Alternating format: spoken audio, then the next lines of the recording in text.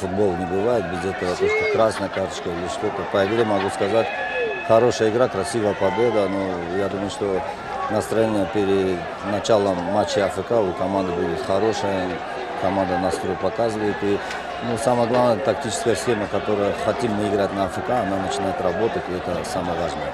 Я все время говорю о том, что я очень рад, что мы сейчас перестроились на то, что травму получили два нападающих, мы остались без нападающих, да, и сейчас получилось так, что уже другие ребята могут забивать, но это было перестроение, которое немножко нам усложнилось. Я думаю, что так и должно быть в футболе, не только один нападающий, надо, чтобы линия полузащиты тоже могла забивать. Самое главное, что команда играет на то, что неважно, кто забьет гол. Команда создает моменты, делает идеальные возможности для того, чтобы для партнера, чтобы кто-то забил мяч.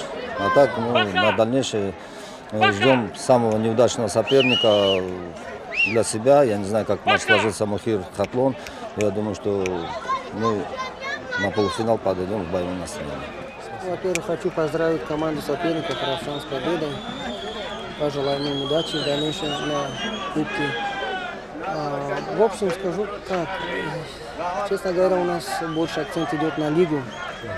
Кубок это тоже хорошее соревнование, но мы больше ставим, если честно, акцент на лигу. Поэтому ничего такого я сказать не могу, что не хватило. Да, есть какие-то проблемы в оборонке были в этом, но еще раз хочу повториться, у нас акцент дается на лигу.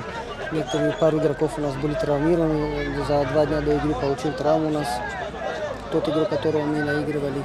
Поэтому сегодня результат в пользу соперников Равшана Пуля.